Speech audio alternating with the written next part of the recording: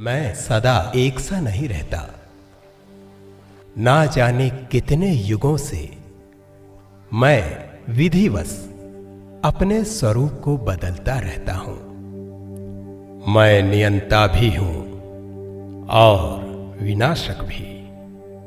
प्रारंभ भी मैं ही हूं और अंत भी।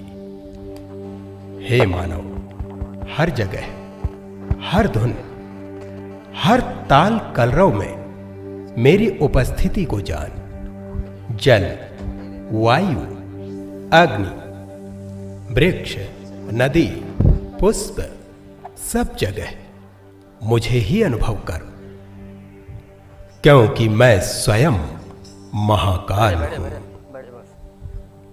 हे मनुष्य, आज मैं अतीत के उन सौभाग्यशाली क्षणों का स्मरण कर रहा हूं जो आज भी उतने ही प्रासंगिक हैं।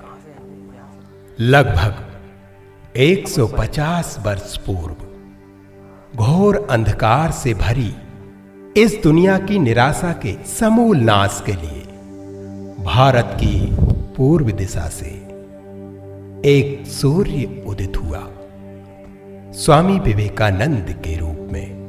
परंतु उस समय अज्ञान रूपी दम इतने चरम पर था कि स्वयं सूर्य भी अज्ञानता की घनघोर घटाओं से विचलित हो रहा था।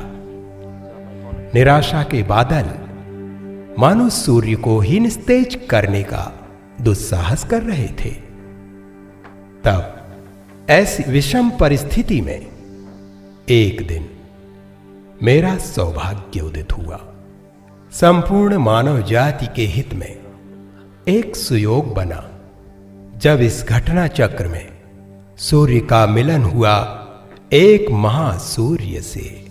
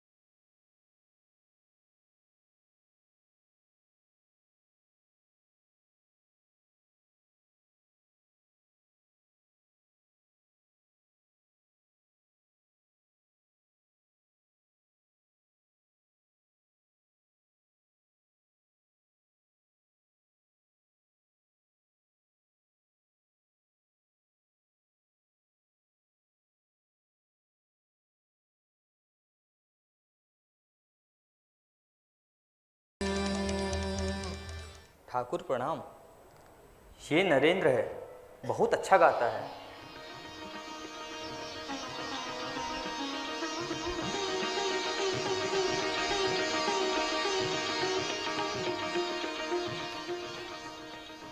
नरेंद्र है, नरों में इंद्र, अच्छा तो गाएगा ही।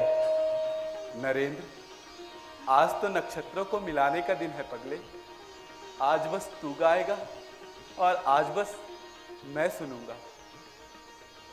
गाना नरेंद्र, तू चुप क्यों है? गा।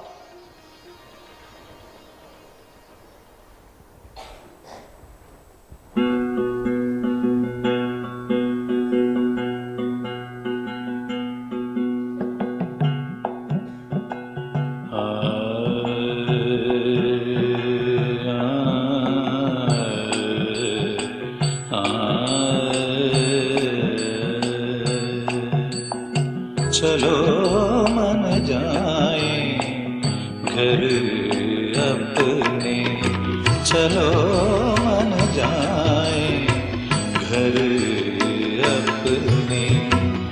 इस परदेस में ओ परदेस देश में क्यों परदेसी रहें। चलो मन जाए घर अपने, चलो मन जाए घर अपने। आँख जो भाए वो कोरा सपना, आँख जो भाए वो कोरा सपना, सारे पराए हैं कोई ना अपना।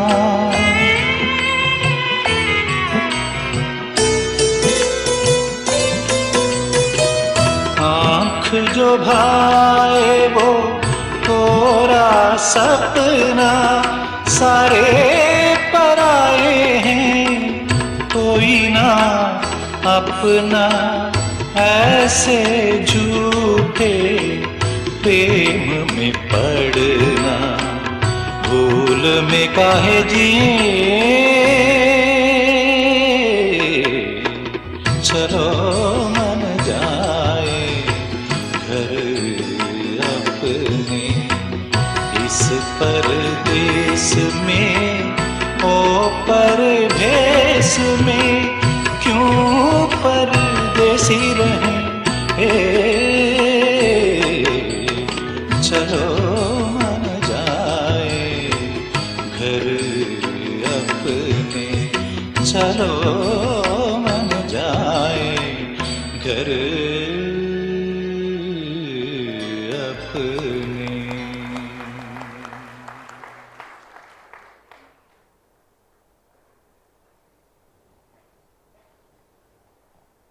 नरेन, तू दक्षिणेश्वर आएगा ना? तू जरूर आना, ठीक तो? मैं तेरी राह देखूंगा। तू जरूर आना, तू जरूर आना, मैं तेरी राह देखूंगा। मिलन हुआ तो अवश्य, लेकिन अपने लक्ष्य को प्राप्त न कर सका। कदाचित शिष्य ने गुरु के प्रकाश को अनुभव ही नहीं किया। परमहंस एक उन्मुक्त नदी की भांति बह निकले और नरेंद्र मझधार के एक भंवर की भांति वहीं फंस कर रह गया। परंतु मैंने भी स्वयं को संकल्पित कर लिया था, जब तक नरेंद्र स्वयं को और अपने गुरु को पहचान नहीं लेता, मैं काल चक्र को दोहराता रहूंगा।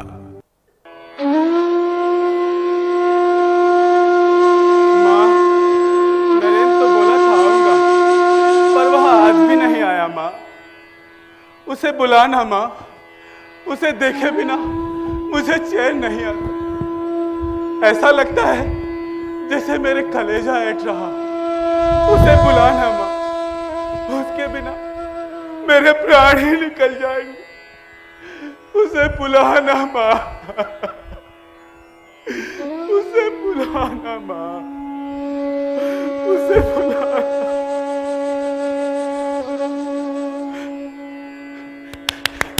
माँ, माँ, नरेंद्र आ गया। माँ, नरेंद्र आ गया, नरेंद्र आ गया, तू आ गया, नरेंद्र तू आ गया। तेरी मैं कब से राह देख रहा था, तू सोच भी नहीं सकता। इन विषयी लोगों से बातें करते करते मेरी जीभ जल गई। प्रभु, मैं जानता हूं तुम वही नर रूपी नारायण हो। जीवों का उद्धार करने के लिए ही इस धरती पर आए हो। प्रभु, मैं जानता हूं। नरेंद्र, यही ठहरना, मैं अभी आता हूं, मैं अभी आता हूं। नरेंद्र, यही ठहरना। कौन है ये व्यक्ति? क्या चाहता है? पागल है क्या? मैं विश्वनाथ दत्त का बेटा, एक सामान्य व्यक्ति, और ये उन्मादी न जाने मेरे बारे में क्या क्या सोचे जा रहा है। पागल है शायद। नरेंद्र, आ ले खा। जी, मैं खा लूंगा, मैं खुद खा लूंगा। मैं अपने हाथों से खिलाऊंगा। तू यहाँ आ, आ मेरे पास बैठ। आ, आ बैठ, खा, खा। मैं आपसे कुछ पूछने आया हूं। क्या पूछना है? पूछो नरेंद्र। क्या आपने ईश्वर को देखा है? हाँ हाँ, मैंने ईश्वर को देखा है, ठीक वैसे ही जैसे मैं तुझे देख रहा हूं, बल्कि इससे भी साफ। मानव मन की सगुन अनुभूति उसके दर्शन करा सकती है। तो फिर मुझे क्यों दिखाई नहीं देता? ईश्वर को देखना ही कौन चाहता है नरेंद्र? कोई रोता है भगवान के लिए, कोई चिंता करता है उसके लिए, कोई नहीं करता। सब लोग अपने घर वालों के लिए, स्त्री के लिए घड़ों आंसू बहाते हैं, अपने गरीबी के लिए रोते हैं, पैसों के लिए रोते हैं, पर कोई भगवान के लिए रोता है? कोई नहीं रोता नरेंद्र, कोई नहीं रोता। यदि सच्चे मन से, सरल भाव से रोकर उसे पुकारे तो भगवान उससे मिलने स्वयं ही चले आते हैं।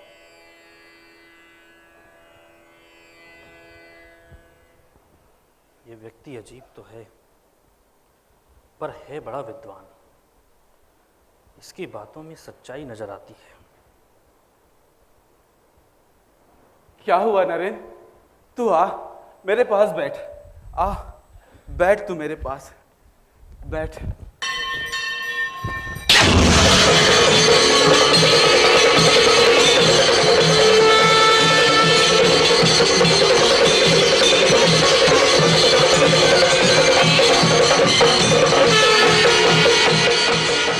ये क्या किया आपने? ये क्या किया? मेरे माँ बाप अभी जीवित हैं ठाकुर, मेरे भाई बहन अभी जीवित हैं। ये अच्छा, ये क्या किया आपने? ठीक है, तू खुद ही बाद में अनुभव कर लेना।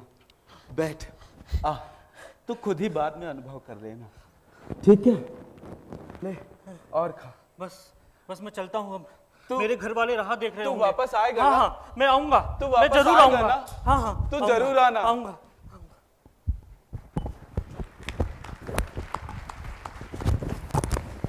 परमहंस जानते थे नरेंद्र के वैज्ञानिक मानस पटल पर ईश्वरीय चेतना के बीज नहीं बोए जा सकते,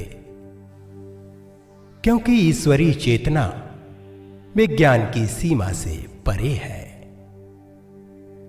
विज्ञान तर्क की भाषा है और अध्यात्म अटूट विश्वास की।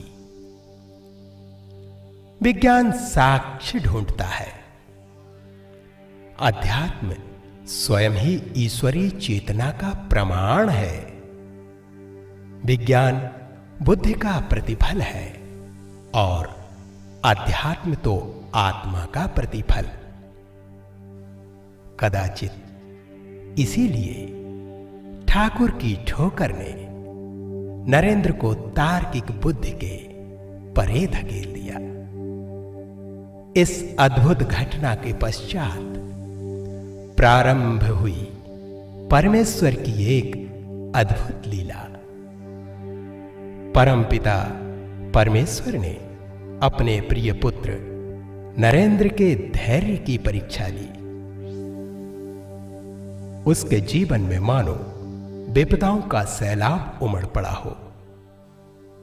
पिता की अकस्मात मृत्यु हो गई, परिवार कर्ज में डूब गया। गरीबी के कारण परिवार अपनी सामान्य आवश्यकताएं भी अत्यंत कठिनाई से पूरी कर पा रहा था। ऐसे गहन अंधकार में नरेंद्र एक बार फिर महासूर्य की शरण में पहुंचे। ठाकुर, तुम्हारी बात तो ईश्वर सुनते हैं ना? तो मेरे परिवार के कष्ट कठिनाइयों को दूर करने के लिए मां जगदम्बा से प्रार्थना कीजिए ना। मैं क्यों मांगू? तू तो मेरी मां को नहीं मानता ना, इसीलिए तेरे परिवार वालों को कष्ट हो रहा है। देख, आज मंगलवार है, मां का दिन। तू पूरे दिल से जो मांगेगा ना, वो मां जरूर देगी। जा, जाकर मांग ले। मैं तेरे लिए यही से मां से प्रार्थना करूंगा। जा, जाकर मांग, जा। हे मां, मुझे ज्ञान दो, भक्ति दो, वैराग्य दो मां, जिससे तुम्हारा आवाज दर्शन कर सकूं।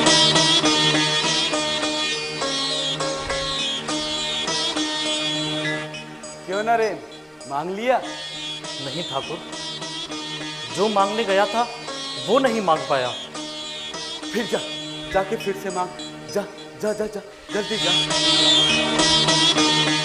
हे माँ, मुझे ज्ञान दो, भक्ति दो, वैराग्य दो माँ, बस वैराग्य दो।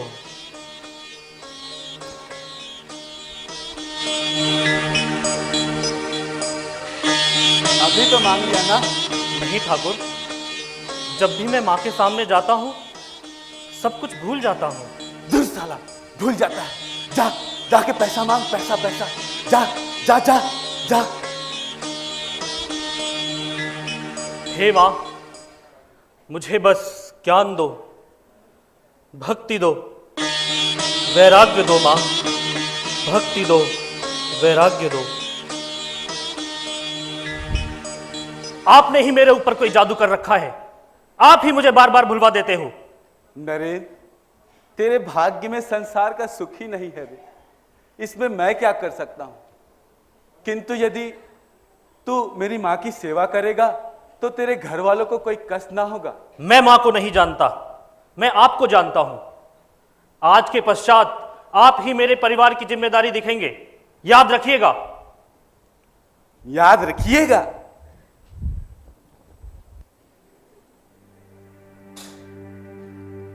आज मैं समय नहीं हूं, क्योंकि मैं तो कभी ठहरता ही नहीं।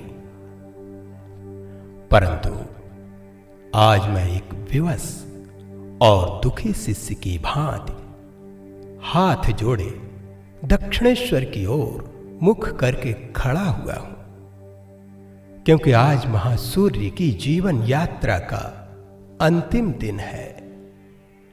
मैं दुखी हूं, क्योंकि मैं जानता हूं, हे मानव जाति, आज के पश्चात तो उस प्रकाश पुंज के प्रत्यक्ष सानिध्य से सदैव के लिए वंचित रह जाएगा। और मैं विवश भी हूं, क्योंकि मैं जानता हूं, जीवन है तो मृत्यु भी सुनिश्चित है, आरंभ है तो अंत भी है। यही ईश्वरीय सिद्धांत है, इसे तो स्वयं मैं भी नहीं बदल सकता।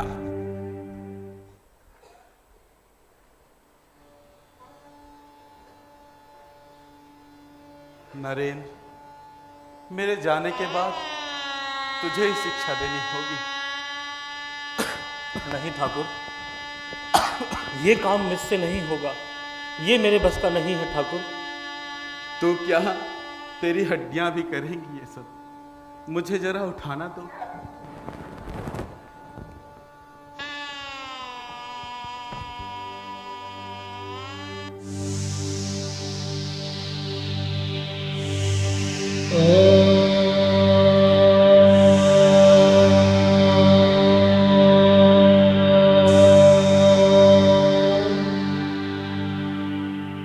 मैं फकीर हो गया रे, मैंने अपना सब कुछ तुझे दे दिया। नरेंद्र, तू सबसे बुद्धिमान है, तू सबकी देख रेख करना।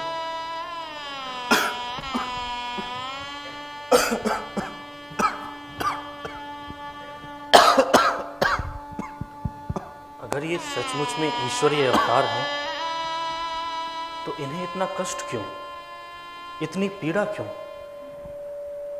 तुझे अब भी शंका हो रही है नरेंद्र? अरे मूर्ख, जो कभी राम था, जो कभी कृष्ण था, वही इस देह में राम कृष्ण है, पर तेरे वेदांत की नहीं, भक्ति की दृष्टि से, भक्ति की दृष्टि से। जय मां।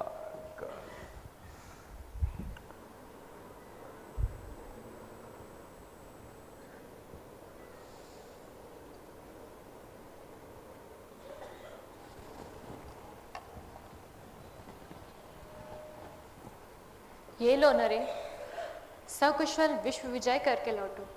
माँ सरस्वती सदा तुम्हारी जिह्वा पर विराजे। ये लो। क्या हुआ नरेंद्र, क्या सोच रहे हो? माँ, मुझे मेरी माँ और भाई बहन की चिंता है। मेरा परिवार अत्यंत कष्ट कठिनाई के दौर से गुजर रहा है, और जब वे ही दुखी हैं तो उनको उनकी हालत पर मैं कैसे छोड़ दूं? वे मेरे बगैर मर जाएंगे माँ, मर जाएंगे। तो क्या हुआ? अगर वो कष्ट में है, तुझे केवल अपने परिवार की चिंता सताती है? ठाकुर ने तुझे अपनी शक्तियां अभी अभी समर्पण में दे दी।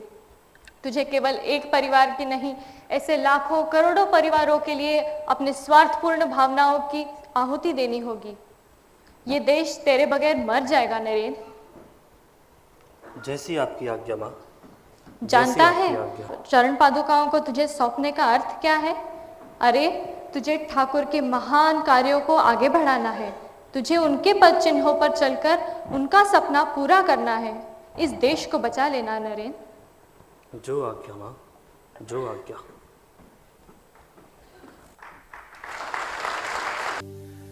सत्य तो यही है कि महासूर्य कभी अस्त नहीं होता। उसका शाश्वत ज्ञान प्रत्येक युग में संपूर्ण मानव जाति की हर समस्या का उचित समाधान करता रहता है और करता भी रहेगा। महाप्रयाण के पश्चात ठाकुर की सभी अलौकिक शक्तियां नरेंद्र की चेतना में समा गईं और इसके साथ ही प्रारंभ हुई भारतीय संस्कृति की विश्व विजय यात्रा। अपनी मातृभूमि की दुर्दशा का आकलन करने के लिए नरेंद्र ने सर्वप्रथम भारत भ्रमण का निर्णय लिया। उस समय भारत में धर्म और दर्शन के नाम पर चहुं ओर पाखंड ही पाखंड बिखरा हुआ था। आध्यात्मिक साधनाओं के स्थान पर धार्मिक कर्मकांडों को अधिक महत्व दिया जाता था। मानव मनों में मनुष्यता समाप्त हो गई थी।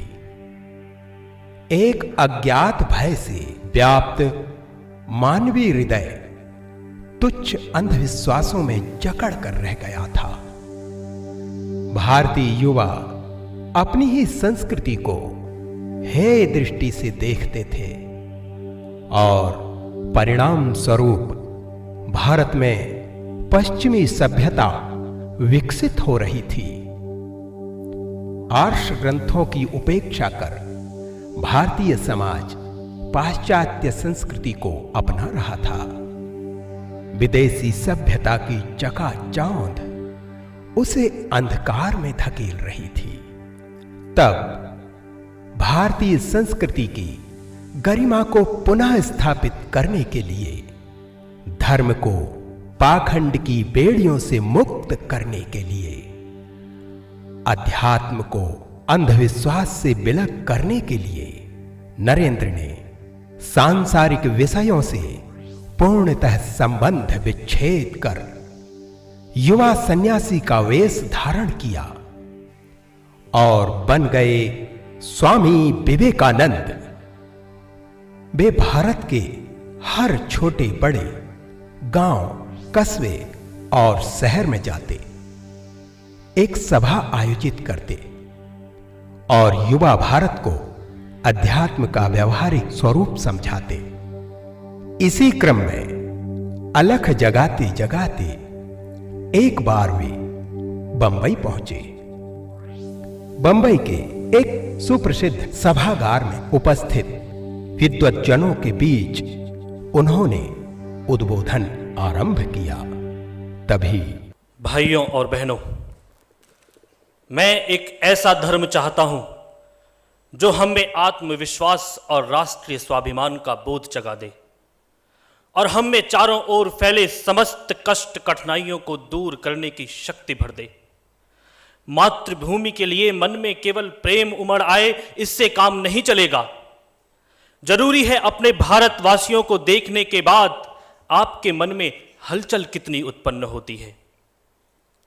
दीन, दुखी, गरीब भारतवासियों को देखकर उनके हालात को बदलने के लिए मेरे मन में आग सी लगी रहती है।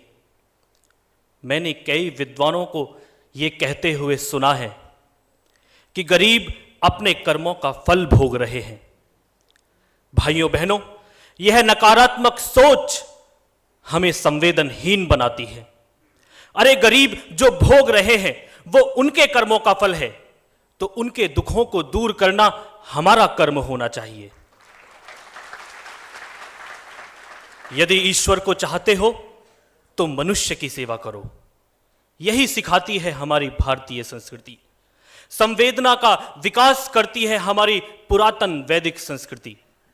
लेकिन बड़ी विडंबना है, मैं देख रहा हूं युवा भारत में तेजी से पाश्चात्य संस्कृति विकसित होती जा रही है। उसने हमारे युवाओं के हृदय को संवेदनहीन एवं खोखला बना दिया है। Excuse me, Swamiji. This country is full of garbages. What is wrong if I follow the Europeans? They are cultured, educated, nice. They have the good of etiquettes. I feel ashamed being born here in this dirty country. Brother, there is nothing wrong accepting good things from other culture. You do serve your auntie, but not at the cost of your mother. मेरा देश मात्र जमीन का टुकड़ा नहीं है, ये मां है, भारत मां। My brother, gift of India to the world is gift of spirituality, gift of simplicity, gift of religion and philosophy. हम भारतीयों की यही समस्या है। अरे अपने धर्म शास्त्रों को पढ़ो पहले, उनको समझो और उचित लगे तो उनकी आलोचना भी करो, पर तुम्हारे जैसे अंधे को यह अधिकार नहीं कि वह औरों को बदसूरत कहता फिरे।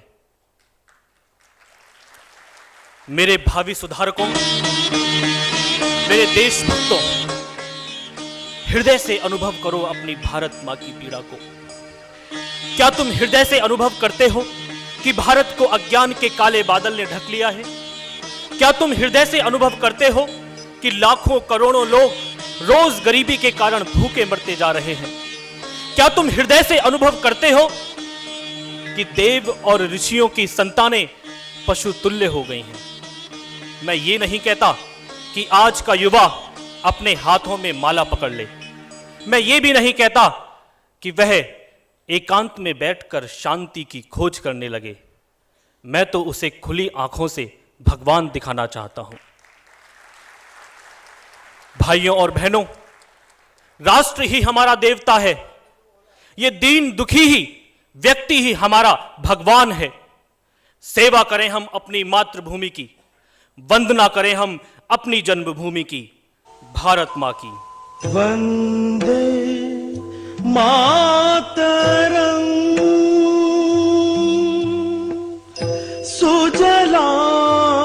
सुजलाम सुफलाम मलयज शीतलाम सस्य श्यामलाम मातरम वंदे मातरम शुभ्र ज्योत्स्नां पुलकित यामिनी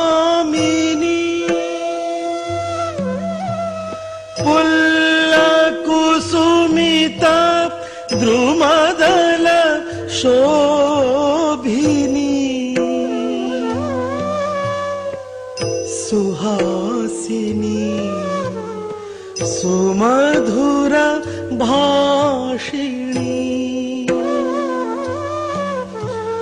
सुखदां वरदां मातरं वन्दे मातरम्। करतल ध्वनि इतनी जोरदार हो कि शायद स्वामी विवेकानंद को चरितार्थ करने के लिए यह पीढ़ी ऐसे ही लगी रहे। बहुत बहुत धन्यवाद आप सभी का।